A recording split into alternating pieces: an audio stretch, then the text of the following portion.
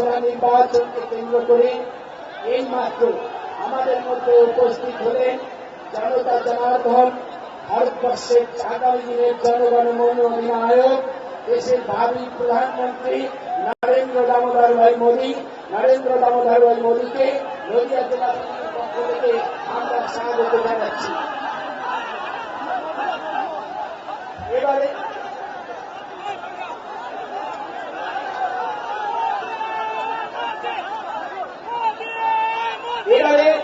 মাননীয় নরেন্দ্র দামোদর ভাই মোদীকে উত্তরীয় পরিয়ে বরণ করে নিচ্ছেন কৃষ্ণনগর লোকসভা কেন্দ্রের ভারতীয় জনতা পার্টি মনোনীত প্রার্থী আমাদের নয়নের মণি মাননীয় সত্যব্রত মুখার্জি মহাশয়। এবার সেই সঙ্গে মাননীয় নরেন্দ্র দামোদর মোদীকে গলায় মালা পরিয়ে বরণ করে নিচ্ছেন মাননীয় সত্যব্রত মুখার্জি। তাকে সহযোগিতা করছেন আমাদের দলের কর্মী বন্ধুরা, নেতৃত্ব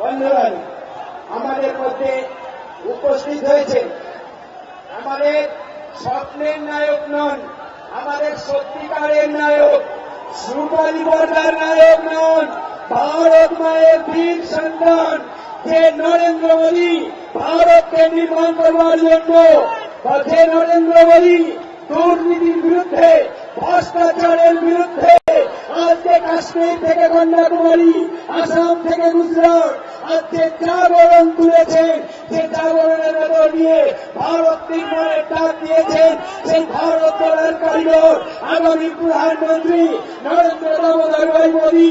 যে মোদী সম্পর্কে এ রাজ্যের মুখ্যমন্ত্রী বারে বারে বিষোদ্গার করছেন, আজকে সেখানে দাঁড়িয়ে নরেন্দ্র দামোদর ভাই মোদী যদি বাংলা জানতেন তাহলে তিনি আজকে বলতেন কি বিশেষ সবল দিবি কাল্লা দিবি কই। আজকে সেই নরেন্দ্র মোদী আপনাদের সামনে বক্তব্য রাখছেন, মাননীয় নরেন্দ্র দামোদর ভাই মোদী।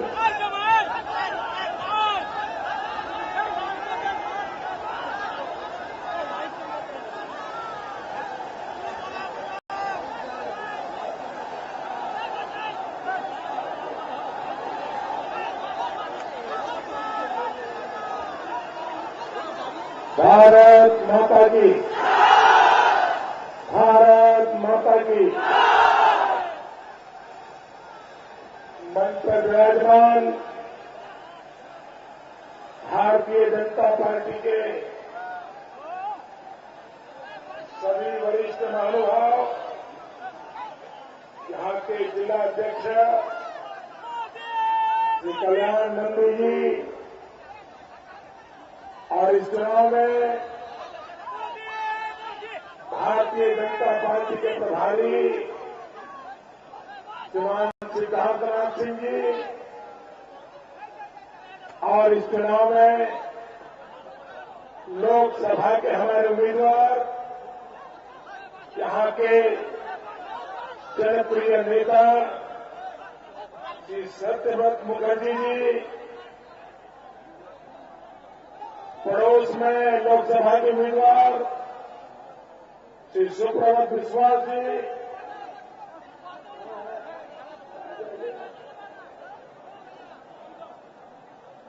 श्री महादेव प्रसाद जी, श्री सुफल सरकार जी और मंच पर विराजमान सभी वरिष्ठ महानुभाव और विशाल संख्या में पधारे हुए भारत के भाग्य विधाता मेरे भाइयों और बहनों, आप इतनी भयंकर धूप में ये जो तपस्या कर रहे हैं भाइयों बहनों, मैं आपको नमन करता हूं, आपको वंदन करता हूं और मैं आपको विश्वास दिलाता हूं, आप जो तपस्या कर रहे हैं ये तपस्या मैं बेकार नहीं जाने दूंगा।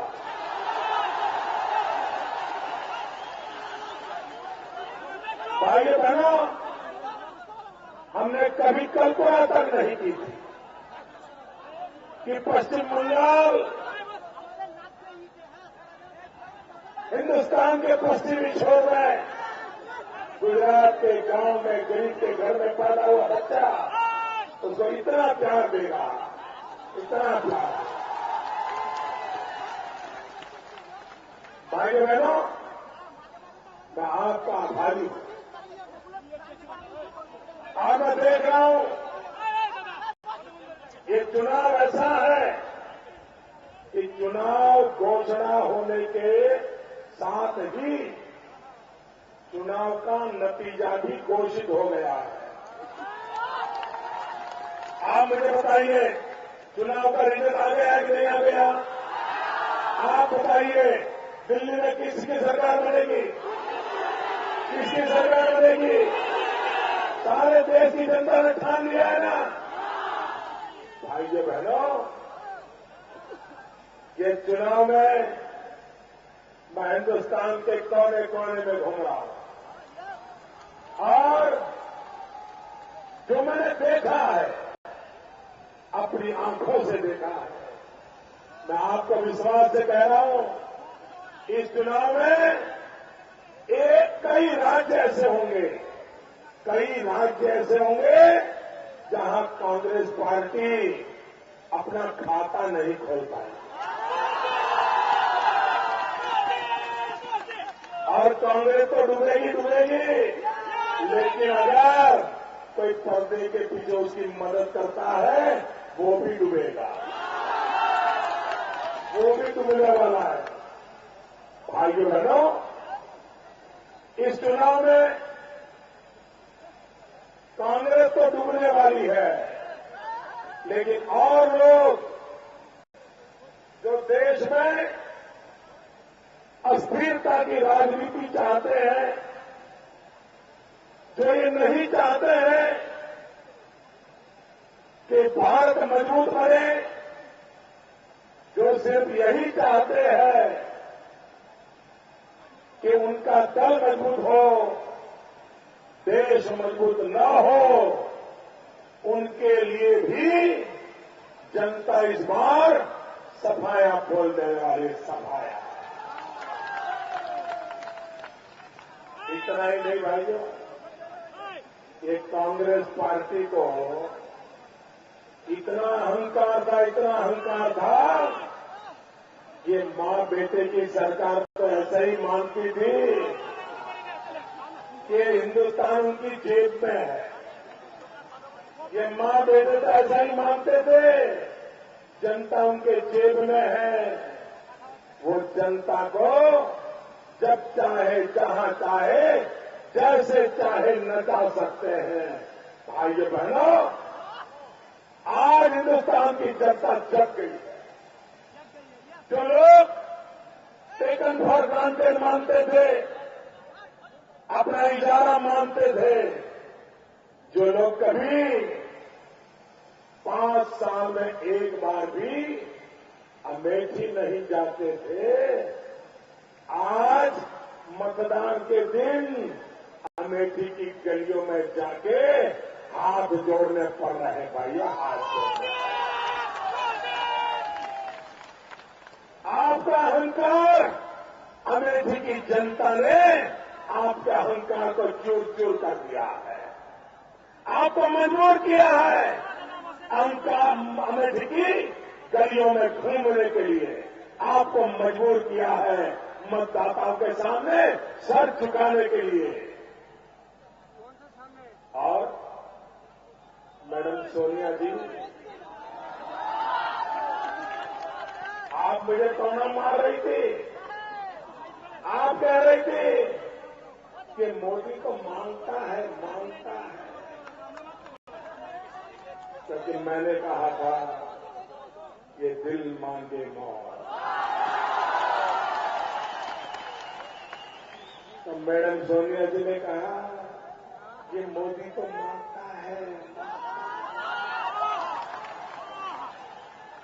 भाइयों बहनों, ये जनता जनार्दन मेरे लिए भगवान का रूप है, ये ईश्वर का रूप है और जनता के पास नहीं मांगूंगा तो किसके पास मांगूंगा भाई? आप ही तो मेरे भगवान हो, आप ही मेरे ईश्वर है। आपके दरबार में आकर के मांगने में मुझे शर्म नहीं आती है, मांगने में मुझे गर्व होता है। आप बताइए भाइयों, मांगना बुरा है कि लूटना बुरा है? जरा बताइए, मांगना बुरा है कि लूटना बुरा है? मांगना बुरा है कि लूटना बुरा है? मांगना बुरा है कि लूटना बुरा है? भाइयों बहनों, मोदी तो मांग रहा है, जनता से मांग रहा है। लूटने वाले जवाब दे, कब तक लूटते रहोगे? और मैडम सोनिया जी, आप मोदी की मजाक उड़ा रही थी कि मोदी मांग रहा है। अमेठी की जनता ने आपके सुपुत्र को भी आज मांगने के लिए मजबूर कर दिया। जाना पड़ा उसे, गली गली गांव गांव जाना पड़ा, मांगना पड़ रहा है। अरे लोकतंत्र में जनता ही सब कुछ होती है। यह अहंकार आपको अब बचने नहीं देगा। भाइयों बहनों, आजकल दीदी बहुत गुस्से में है।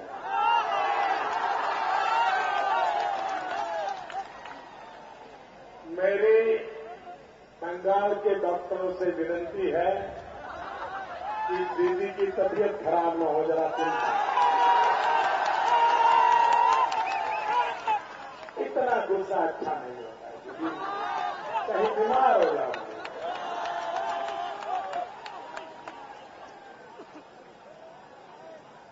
और इसलिए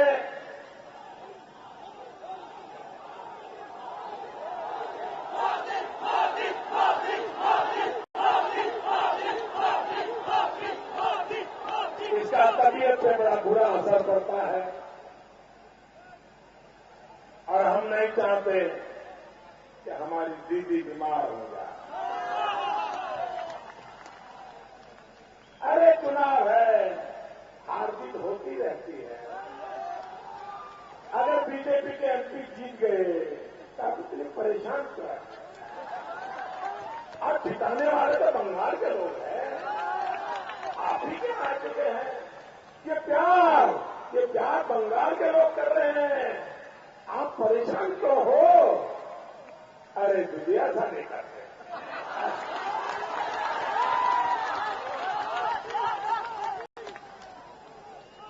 अरे के अपने अपने दिन आते हैं। 2 साल पहले आपके अच्छे दिन थे, अब बंगाल के अच्छे दिन आने वाले हैं। आने वाले नहीं आने वाले, हिंदुस्तान के अच्छे दिन आने वाले नहीं आने वाले। भाइयों बहनों, अच्छे दिन आने वाले। लेकिन दीदी को अच्छे दिन नहीं चाहिए, हम क्या करें? दीदी को तो लगता है पश्चिम बंगाल में पूरे दिन है, चलने दो।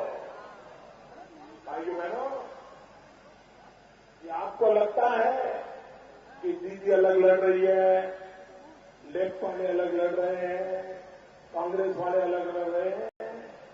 ये सब पर्दे के पीछे का खेल समझिए। ये अलग अलग नहीं है, ये एक ही चट्टे बट्टे के लोग हैं। ये कलकत्ता में तो कुश्ती करते हैं, दिल्ली में जाके दोस्ती करते हैं। और एक ही थाली में सब खाना खाते हैं और मैडम परोसती है। भाइयों बहनों, ऐसे लोगों पे भरोसा करोगे क्या? जो झूठ बोले उनसे दो भरोसा करोगे क्या?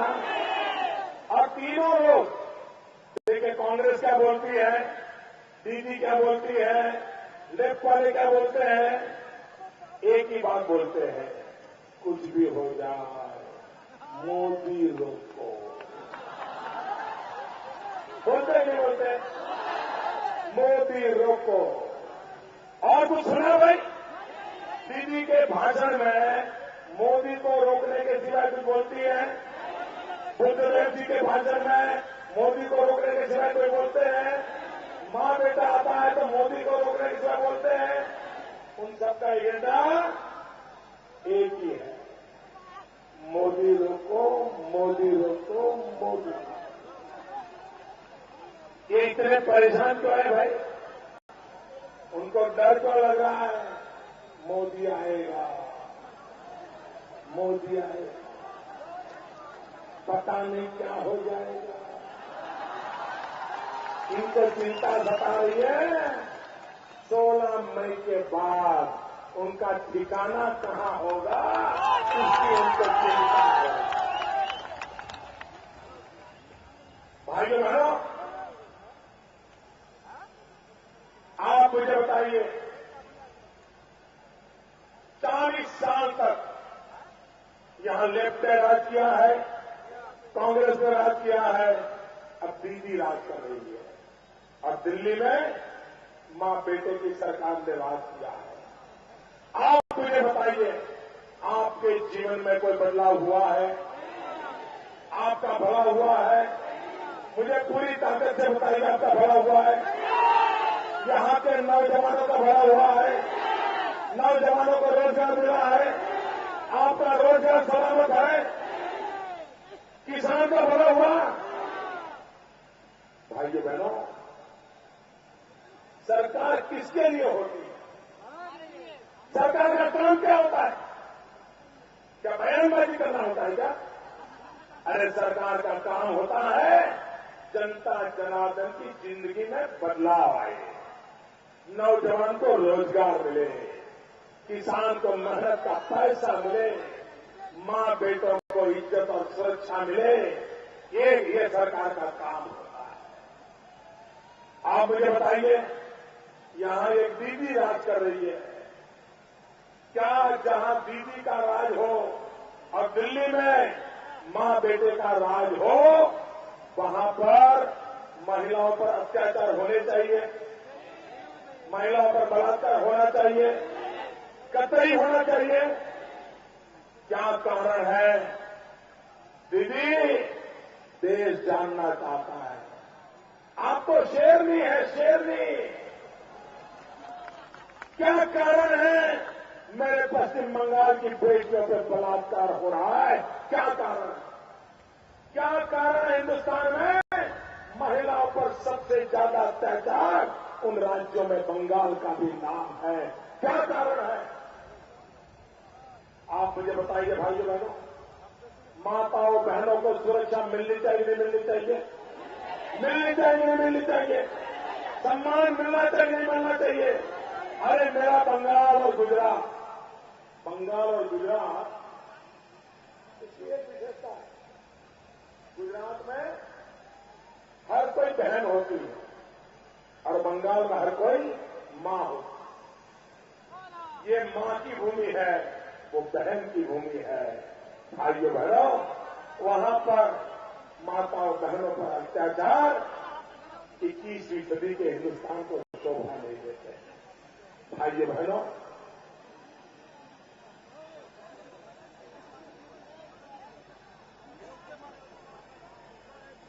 मेरे नौजवान दोस्तों, आप मुझे बताइए, ये दिल्ली में मां बेटे की सरकार ने ये वादा किया था, अपने घोषणा पत्र में कहा था कि 2009 में उनकी सरकार बनेगी तो 10 करोड़ नौजवानों को रोजगार मिलेगा।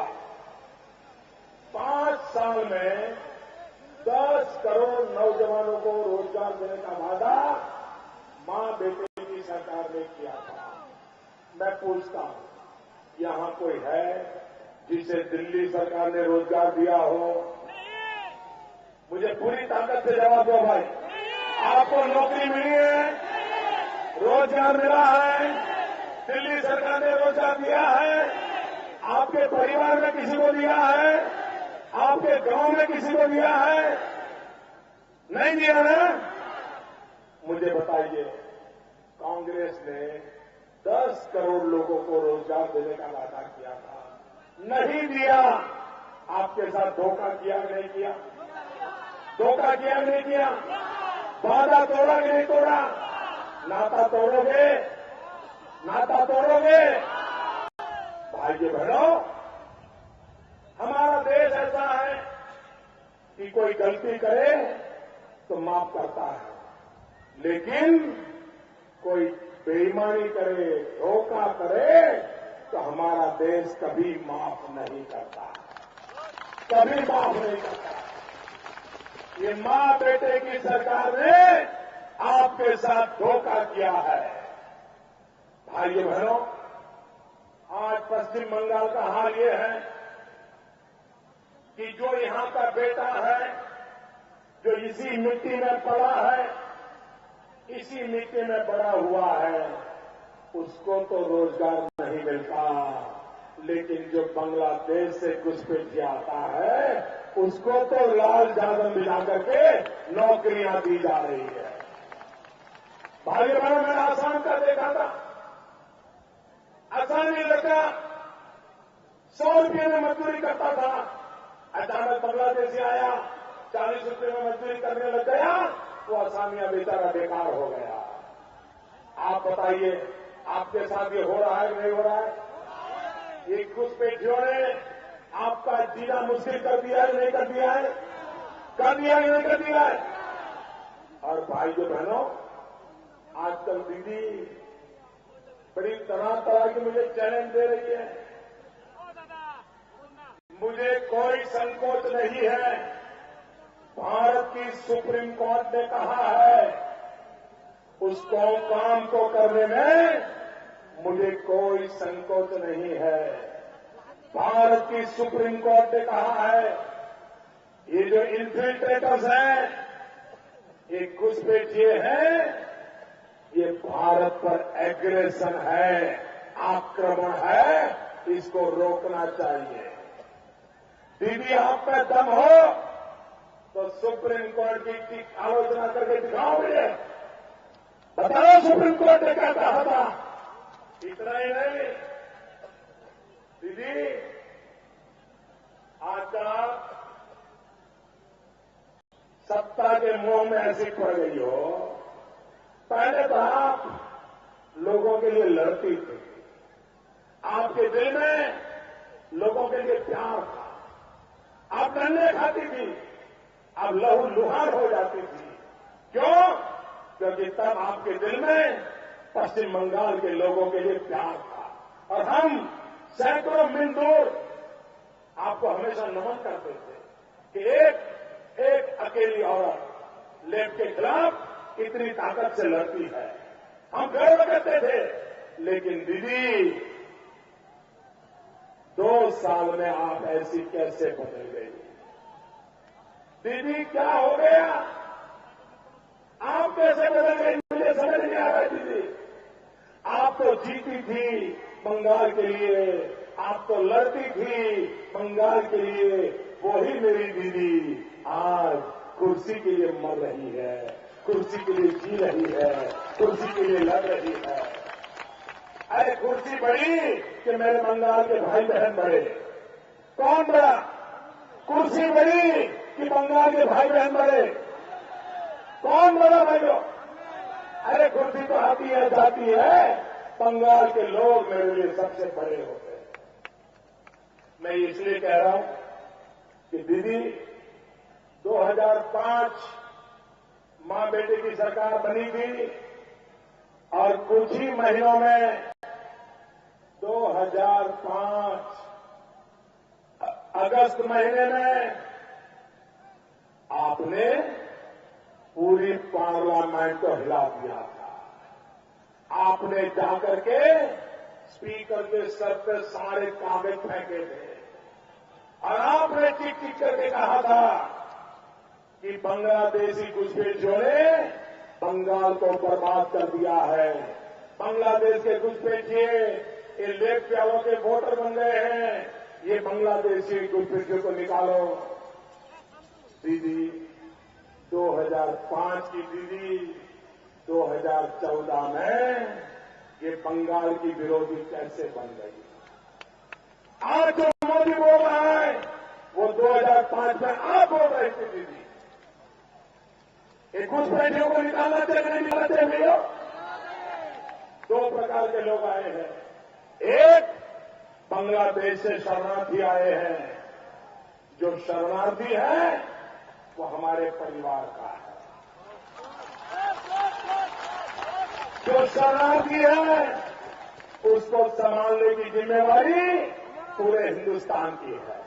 मैं ये नहीं कहता हूं कि जो बांग्लादेश से शरणार्थी आया उसका जिम्मा अकेला असम ले, अकेला बंगाल ले, नहीं। बांग्लादेश से जो शरणार्थी आया है उसकी जिम्मेवारी गुजरात ने भी लेनी चाहिए, महाराष्ट्र ने लेनी चाहिए, राजस्थान ने, सब ने थोड़े थोड़े हम ले जाए, हम संभालेंगे, हम संभालेंगे, उनकी जिंदगी बनाएंगे। लेकिन जो घुसपैठी आए हैं, जो वोट बैंक की राजनीति के लिए लाए गए हैं, जो जानबूझ करके हिंदुस्तान में घुसाए गए हैं, उनको तो वापस जाना पड़ेगा, जाना पड़ेगा, जाना पड़ेगा। इसलिए नहीं, इसलिए कि मोदी राजनीति करता है, इसलिए भारत की सुप्रीम कोर्ट ने कहा, और भारत की सुप्रीम कोर्ट ने कहा है उसका पालन होना चाहिए।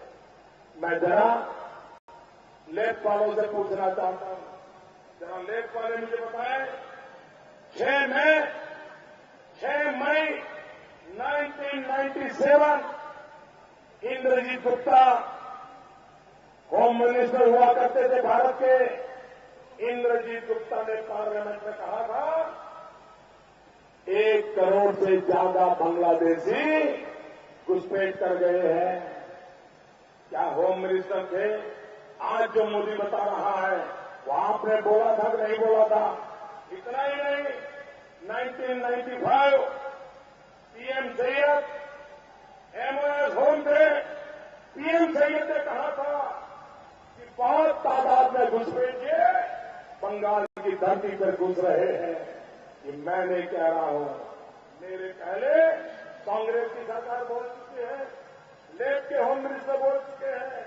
इतना ही नहीं भाइयों, बुद्धदेव भट्टाचार्य जी ने क्या कहा था? बड़ी बवाल हो गई थी।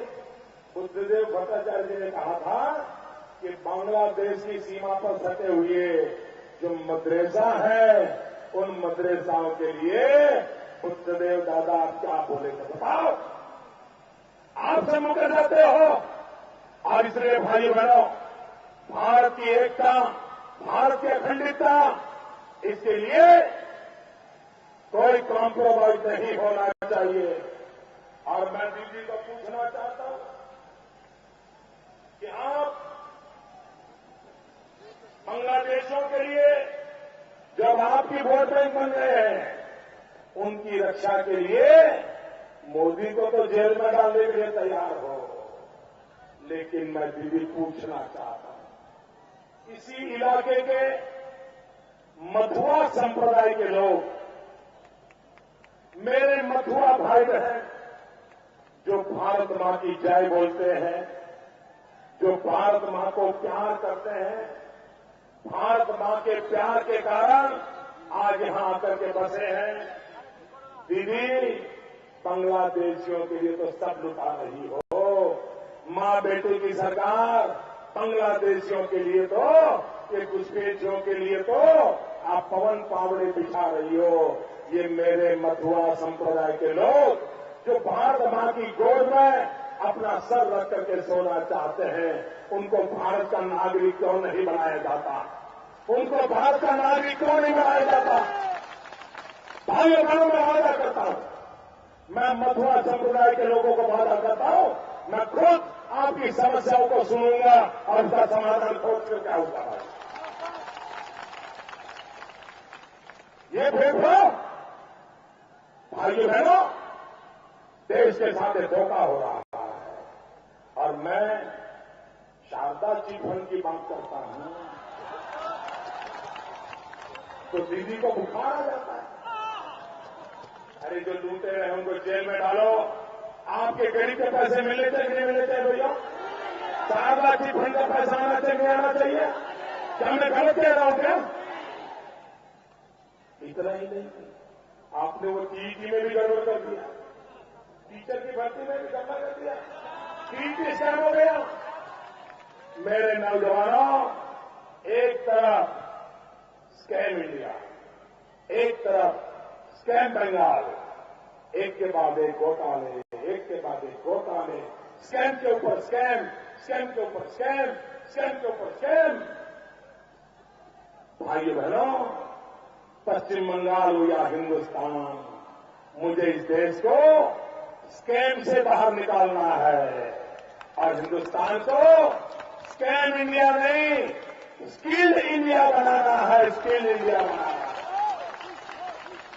हर नौजवान के पास हुनर हो, हर नौजवान के पास रोजगार हो और मेरी भारत माता आगे बढ़े, ये काम करना है।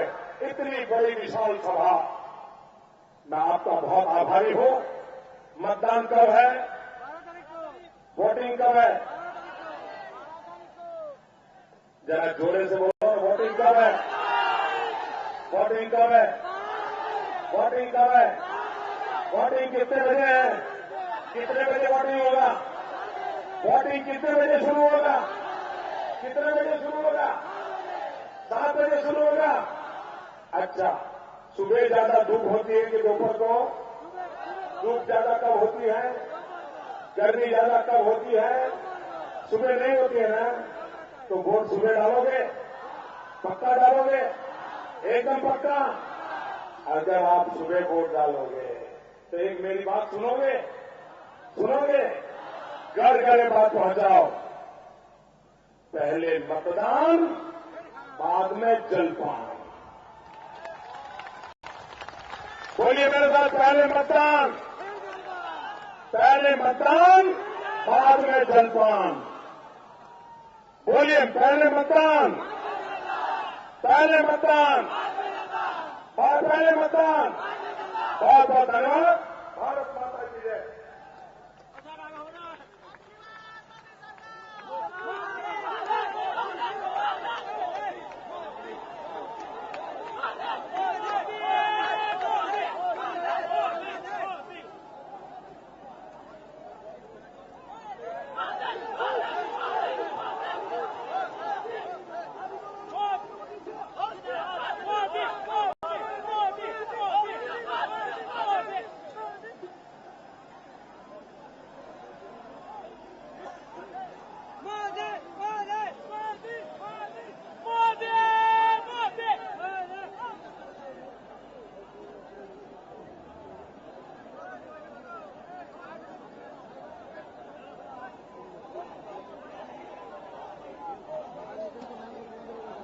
সমস্ত ব্লক প্রেসিডেন্ট আপনারা একটু মঞ্চে আসবেন। আগামী 12ই মে লোকসভা নির্বাচনকে কেন্দ্র করে আজকের এই নির্বাচনী সভায় এতক্ষণ ধরে